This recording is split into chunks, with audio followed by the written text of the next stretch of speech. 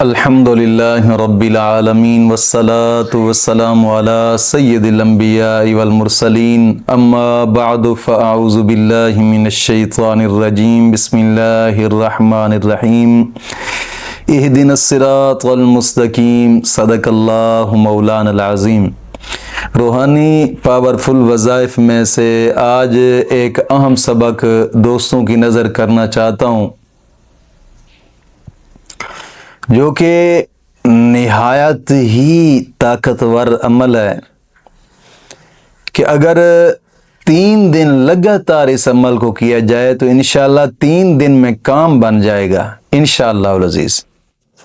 دوستو، ہر عمل کی کچھ شرائط ہوتی ہیں، اور یاد رکھیے گا کہ اگر بغیر شرائط کے کوئی بھی عمل کیا جائے تو اس میں رجت پیدا ہو جاتی ہے، شرائط میں ناغہ ہو جائے، یا پھر کرتے کرتے چھوڑ دیا، یا پھر کسی ایسے آدمی کا وظیفہ کر لیا جو خود کامل نہیں ہے۔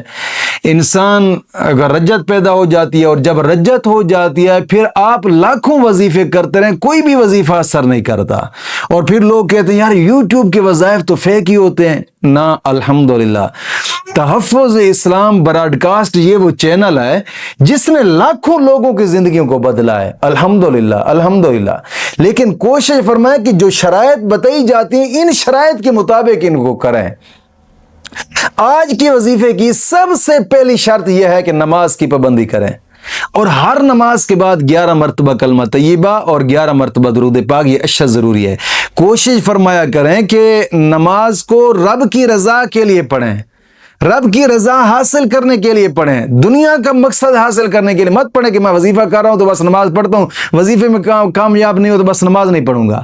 یہ بات غلط ہے۔ اپنے رب کو راضی کرنے کے لیے نماز پڑھیں۔ حدیث قدسی میں آئے کہ آقا کریم صلی اللہ علیہ وسلم نے فرمایا جس کو رب توفیق دیتا ہے اس کو اپنی بارگاہ میں جھکنے کی توفیق دیتا ہے۔ جس کو رب تعالیٰ اپنے قریب لاتا ہے اس کو اپنی بارگاہ میں جھکنے کی توفیق عطا فرماتا ہے۔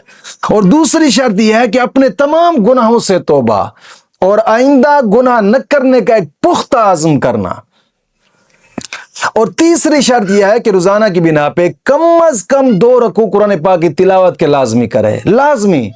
ایک تو ہر حرف پر مولا کریم 10 نیکیاں عطا فرماتا ہے، 10 گناہ معاف ہوتے ہیں، 10 درجات بلند ہوتے ہیں۔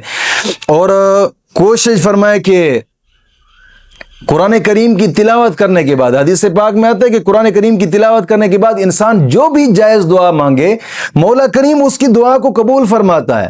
کوشش فرمایا کریں کہ قرآن کریم کی تلاوت کرنے کے بعد اپنے لیے بھی دعا کیا کریں، میرے لیے بھی دعا کیا کریں، اور تمام مسلمانوں کے لیے دعا کیا کریں۔